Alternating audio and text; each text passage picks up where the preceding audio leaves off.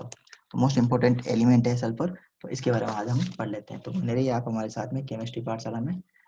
तो स्टार्ट करते हैं। तो sulphur form a number of allotropes of which 2 allotropes are found in abundance. तो एलोट्रॉप्स क्या होता है, सबसे पहले तो हमें ये समझना होता है। तो एलोट्रॉप्स क्या होते हैं, किसी भी कोई भी एलिमेंट दो या दो से ज्यादा फॉर्म में मिल सकता है। Any element can found in 2 और more than 2 forms. Both 2 or more than 2 forms shows different physical as well as chemical properties are called allotropes. तो allotropes को एक बार मैं फिर से रिवाइज करवा देता हूँ। allotropes are the form of a particular element, किसी भी पर्टिकुलर एलिमेंट के फॉर्म्स होते हैं। ये क्या करते हैं, डिफरेंट डिफरेंट केमिकल प्रॉपर्टीज या डिफरेंट डिफरेंट फिजिकल प्रॉपर्टीज को भी शो कर सकते हैं। तो ऑल आर कॉल्ड एलोट्रॉप्स। तो सल्फर में हम दो इम्पोर्टेंट एलोट्रॉप्स हम पढ़ने जा रहे हैं। मोस्ट इम्पोर्टेंट एलोट्रॉप्स है। वैसे तो सल्फर बहुत सारे एलोट्रॉप्स बनाता है, लेकिन हमारे सिलेबस में दो एलोट्रॉप्स जिसकी हम यहाँ पे डिटेल में चर्चा करेंगे। तो दो एलोट्रॉप्स कौन कौन से हैं। फर्स्ट है येलो रोम्बिक, और इसको हम और क्या बोलते हैं, ऑर्थोरोम्बिक सल्फर भी बोलते हैं। इसको हम और क्या बोलते हैं, ऑर्थोरोम्बिक सल्फर। और एक ऑक्टाहेड्रल सल्फर, ऑक्टाहेड्रल सल्फर भी इसको हम इसको बोलते हैं एल्फा सल्फर भी बोलते हैं। इसको देखो चार नाम है, येलो रोम्बिक सल्फर और ऑर्थोरोम्बिक सल्फर और ऑक्टाहेड्रल सल्फर और alpha sulphur. All are the same, ये सब सेम ही है। Second and most important allotrope of the sulphur is monoclinic sulphur. Monoclinic sulphur, monoclinic sulphur को हम बोलते हैं बीटा सल्फर। तो दो इंपॉर्टेंट पढ़ेंगे इसमें, rhombic sulphur and monoclinic sulphur. Rhombic sulphur is also called alpha sulphur and monoclinic sulphur is called beta sulphur. तो actual में सल्फर दिखते कैसे हैं, तो इसकी डायग्राम देख लेते हैं। This is the sulphur. आप देख रहे होंगे ये येलो कलर के जो सब्सटेंस, सॉलिड सब्सटेंस दिख रहे हैं आपको, ये सल्फर है। दीज आर द सल्फर, ये सल्फर है। यस, अब हम पढ़ लेते हैं यहाँ पे रोम्बिक सल्फर। अभी हमने बताया था कि दोनों जो एलोटॉप्स होते हैं उसमें जो रोम्बिक सल्फर होता है ना, ये मोस्ट इम्पोर्टेंट फॉर्म होती है सल्फर की, और ये सबसे ज्यादा स्टेबल होती है रूम टेम्परेचर पर। ये रूम टेम्परेचर पर मिलने वाली सल्फर की फॉर्म है। अगर सल्फर को हम रूम टेम्परेचर पर रखते हैं तो सल्फर किस फॉर्म में मिलेगा हमें, रोम्बिक सल्फर के फॉर्म में मिलेगा। And both the forms of sulfur are easily interconvertible। मतलब रोम्बिक सल्फर को हम आराम से मोनोक्लिनिक सल्फर के अंदर कन्वर्ट कर सकते हैं, और मोनोक्लिनिक सल्फर को आराम से रोम्बिक सल्फर पे हम कन्वर्ट कर सकते हैं by applying heat. By applying heat we easily convert rhombic sulphur to monoclinic sulphur.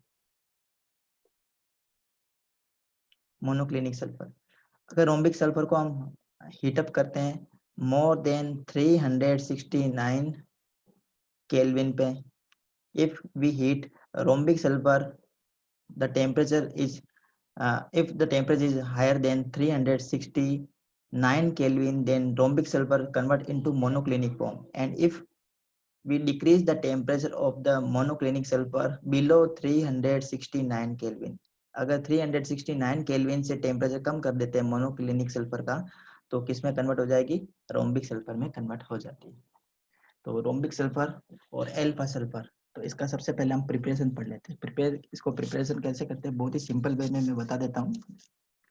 तो प्रिपरेशन करने के लिए क्या करना होता है, हमें रोल सल्फर लेने होते हैं। रोल सल्फर इस टाइप के होते हैं, सिलिंड्रिकल टाइप के सल्फर होते हैं, ये रोल सल्फर है। अब इन रोल सल्फर को क्या करेंगे, सबसे पहले हम CH2 के अंदर डिजोल्व करते हैं। These roll sulfur are dissolved in CH2। इसको हम क्या इसमें डालते हैं, CH2 सॉल्यूशन के अंदर डालते हैं। CH2 क्या होता है, carbon disulphide, and carbon disulphide is a organic solvent. ये ऑर्गेनिक सोलवेंट है। And sulphur are readily dissolve in CH2। आराम से इसको डिजोल्व करवा सकते हैं, सल्फर को आराम से डिजोल्व हो जाता है कार्बन डाइसल्फाइड के सॉल्यूशन के अंदर। तो हम क्या करेंगे, चाइना डिश के अंदर कार्बन डाइसल्फाइड लेंगे, उसमें रोल सल्फर को डिजोल्व करेंगे। रोल सल्फर को डिजोल्व करने के बाद में हम क्या करेंगे, सिंपली जैसे हम इसको रोल सल्फर को इसमें डिजोल्व करेंगे, उसके बाद में इसको क्या करना है, मिक्सर को धीरे धीरे हीटअप करना है। जैसे हम धीरे धीरे हीटअप करेंगे तो इसमें एक्सिस में जो भी लिक्विड होगा वो निकल जाएगा, और हमारे पास में क्या मिलेगा, रोम्बिक सल्फर मिलेगी। बहुत ही सिंपल वे में हम इसको डायग्राम से भी बता सकते हैं। तो डायग्राम से हम इसको कैसे बता सकते हैं, these are the roll sulphur, ये रोल सल्फर है, ये जो हम बताया है ना इस डायग्राम में, ये रोल सल्फर है, रोल सल्फर, ये रोल सल्फर है। अब इसकी प्रिपरेशन कैसे करेंगे हम सल्फर की, ये कार्बन डाइसल्फाइड है जो अभी हमने बताया था ना, carbon disulphide CH2, organic solvent है ये कार्बन डाइसल्फाइड, जिसके अंदर सल्फर को हम आराम से डिजोल्व कर सकते हैं, सल्फर को हम इजीली डिजोल्व करवा सकते हैं कार्बन डाइसल्फाइड सॉल्यूशन के अंदर। ये है इसका मेथड। क्या करना है हमें, एक चाइना डिश लेनी है, ये चाइना डिश लिया हमने, ये चाइना डिश है, इसके अंदर हमने क्या भरा है, कार्बन डाइसल्फाइड, कार्बन डाइसल्फाइड इसमें भर दिया। अब इसमें क्या डालेंगे, रोल सल्फर डालेंगे। रोल सल्फर डालने के बाद में इस सॉल्यूशन को हम क्या कर देंगे, फिल्टर कर देंगे। फिल्टर करने से क्या होगा, अगर रोल सल्फर में कोई इम्प्योरिटीज होगी वो निकल जाएगी। उसके बाद में क्या करेंगे, इस सॉल्यूशन को क्या करेंगे हम, इवोपरेट करवाएंगे, इसको गर्म करें, इसको गर्म करेंगे तो क्या होगा, इसमें एक्सिस में जो भी CH2 वगैरह होगा वो क्या हो जाएगा, इवोपरेट हो जाएगा। और इवोपरेट होने के बाद में हमें क्या मिलेगा, क्रिस्टल्स मिलेंगे। किसके, ये देखो, ये चाइना डिश के अंदर जो इसका इवोपरेशन होने के बाद में जो क्रिस्टल्स मिलते हैं वो किस टाइप के क्रिस्टल्स मिलते हैं, हमें ऑक्टाहेड्रल क्रिस्टल्स मिलते हैं। और ऑक्टाहेड्रल क्रिस्टल्स किसके होते हैं, रोम्बिक सल्फर के होते हैं। Rhombic sulphur exist in octahedral crystals, rhombic sulphur. These are the methods of preparation of rhombic sulfur. I think this diagram is very clear. आप सभी लोगों को समझ में आ गया होगा, अच्छे से समझ में आ गया तो चलिए आगे बढ़ लेते हैं। अब हम पढ़ लेते हैं प्रॉपर्टीज ऑफ द सल्फर। तो जैसा अभी हमने पढ़ा था, rhombic sulphur is the most stable form of sulphur at room temperature. सबसे ज्यादा स्टेबल फॉर्म सल्फर की कौन सी होती है, रोम्बिक सल्फर होती है। Second and important point, it is insoluble in water. Sulphur कभी भी पानी में नहीं डिजोल्व होती है, इनसोल्यूबल होती है पानी में, लेकिन आराम से डिजोल्व हो जा सकती है किसमें, CH2 में। CH2 में तो रेडिली डिजोल्व है, sulphur is readily soluble in CH2, अभी हमने इसका डायग्राम बताया था। और बहुत ही कम एक्सटेंट में बेंजीन में भी डिजोल्व हो सकती है, बहुत ही कम अमाउंट में होगी लेकिन डिजोल्व हो सकती है बेंजीन के अंदर, ठीक है। अब इसकी पढ़ लेते हैं स्पेसिफिक ग्रेविटी। इसकी स्पेसिफिक ग्रेविटी है 2.06 ग्राम पर सेंटीमीटर क्यूब, एंड इसका मेल्टिंग पॉइंट दे रखा है 385.8 kelvin. This is the melting point and this is the specific gravity. अब हम पढ़ते हैं मोनोक्लिनिक सल्फर के बारे में। अभी तक हमने क्या पढ़ा था, रोम्बिक सल्फर के बारे में। अब हम पढ़ लेते हैं मोनोक्लिनिक सल्फर। तो रोम्बिक सल्फर के क्रिस्टल्स किस टाइप के होते हैं, ऑक्टाहेड्रल क्रिस्टल्स होते हैं। रोम्बिक सल्फर के जो क्रिस्टल्स होते हैं वो होते हैं ऑक्टाहेड्रल, ऑक्टाहेड्रल क्रिस्टल्स। किसके, रोम्बिक सल्फर के। मोनोक्लिनिक सल्फर के क्रिस्टल्स कैसे होते हैं, निडल शेप के होते हैं। किस शेप के होते हैं, निडल शेप, निडल शेप के क्रिस्टल्स होते हैं। चलिए इसको डायग्राम में भी हम देख लेते हैं, रोम्बिक सल्फर के क्रिस्टल्स और मोनोक्लिनिक सल्फर के क्रिस्टल्स। ये देखिए, this is the rhombic sulphur, ये रोम्बिक सल्फर है, ये मोनोक्लिनिक सल्फर है। इसके जो क्रिस्टल्स है ये ऑक्टाहेड्रल है, ऑक्टाहेड्रल। और ये जो क्रिस्टल्स है ना ये नीडल शेप होते हैं। डायग्राम में ऐसा लिखा हुआ है लेकिन इसके जो क्रिस्टल्स बनते हैं ना एक्चुअल में वो नीडल शेप के होते हैं, नीडल शेप के क्रिस्टल्स होते हैं। ये देखो, ये मोनोक्लिनिक सल्फर है, this is the monoclinic sulphur. ये जो क्रिस्टल्स दिख रहे हैं ना आपको, ये कैसे हैं, नीडल शेप के क्रिस्टल्स होते हैं, नीडल शेप। तो आपको डायग्राम से अच्छे से पता चल गया होगा किस टाइप के इसके क्रिस्टल्स होते हैं। मोनोक्लिनिक सल्फर है, this is the monoclinic sulphur. चलिए नेक्स्ट पॉइंट पढ़ लेते हैं हम, नेक्स्ट पॉइंट की तरफ बढ़ते हैं। तो नेक्स्ट पॉइंट है हमारे पास में preparation of the monoclinic sulphur. अब मोनोक्लिनिक सल्फर को कैसे प्रिपेयर करें, बहुत ही सिंपल है इसको प्रिपेयर करना। जैसे अभी हमने बताया था कि रोम्बिक सल्फर को अगर हम 369 केल्विन से ज़्यादा टेम्परेचर देते हैं ना रोम्बिक सल्फर को, तो किस में कन्वर्ट हो जाता है, वो मोनोक्लिनिक सल्फर में कन्वर्ट हो जाता है। तो क्या करना है, बहुत ही सिंपल वे में सल्फर लेना है हमें चाइना डिश के अंदर, उसको गर्म करना है। गर्म करने से क्या होगा, वो लिक्विड के अंदर कन्वर्ट हो जाएगा। लिक्विड का मतलब मोल्टन सल्फर में वो कन्वर्ट हो जाएगा। अब उसको क्या करेंगे, उसको ठंडा होने के लिए रख देंगे, चाइना डिश को ठंडा होने के लिए रख देंगे।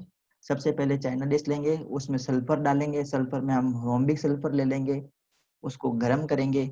गर्म कितना करेंगे, इतना गर्म करेंगे ताकि वो मेल्ट हो जाए अच्छे से पूरा।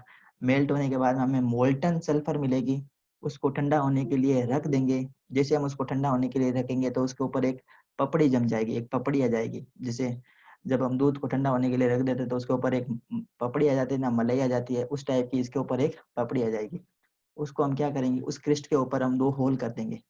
होल करने के बाद में क्या करेंगे, उस होल से जो एक्सिस में जो लिक्विड होगा ना, उस लिक्विड को हम रिमूव कर देंगे। अब उस क्रस्ट को अगर हम रिमूव कर देते तो हमारे पास में निडल शेप के क्रिस्टल्स मिलते हैं, और वो निडल शेप के क्रिस्टल्स किसके होते हैं, मोनोक्लिनिक सल्फर के होते हैं। I think this concept is very clear, बहुत सिंपल है। 2 holes are made in the crust and then the remaining liquid poured out on removing the crust को रिमूव करना है।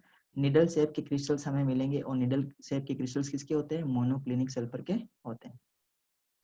हाँ, अब इसका कलर भी देख लेते हैं। तो जो सल्फर है ना, ये डल येलो कलर की होती है। कौन सी, मोनोक्लिनिक सल्फर डल येलो कलर की होगी, और जो रोम्बिक सल्फर होती है वो येलो कलर की होती है। और सेम है दोनों के कैरेक्टरिस्टिक्स सेम है।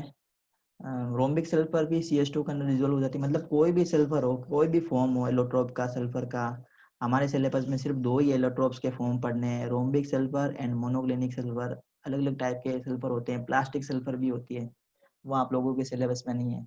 हमें सिर्फ वो पढ़ना है, रोम्बिक सल्फर, मोनोक्लिनिक सल्फर, ये आराम से CH2 के अंदर सोल्यूबल हो जाती है।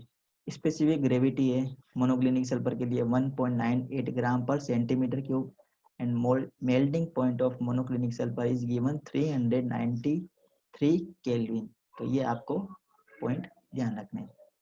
Next and important point is, जैसा अभी हमने बताया कि जो रोम्बिक सल्फर है ना, rhombic sulphur, if we heat the rhombic sulfur more than 369 Kelvin, it convert into monoclinic sulfur। And on cooling the monoclinic sulphur, अगर मोनोक्लिनिक सल्फर का टेम्परेचर 369 से कम कर देते हैं तो किस में कन्वर्ट हो जाती है, रोम्बिक सल्फर में कन्वर्ट हो जाती है। इसका मतलब at room temperature, at room temperature. तो रूम टेम्परेचर हम कितना मान सकते हैं, room temperature generally 25 degree Celsius होता है। रूम टेम्परेचर क्या होता है, 25 डिग्री सेल्सियस होता है। और 25 डिग्री सेल्सियस को अगर हम केल्विन में करते हैं कन्वर्ट, तो कितनी आती है, 298 केल्विन। 298 केल्विन। तो 298 केल्विन जो रूम टेम्परेचर है, रूम टेम्परेचर पर हमें सल्फर का कौन सा फॉर्म देखने को मिलेगा, रोम्बिक सल्फर मिलती है। I think this point is clear.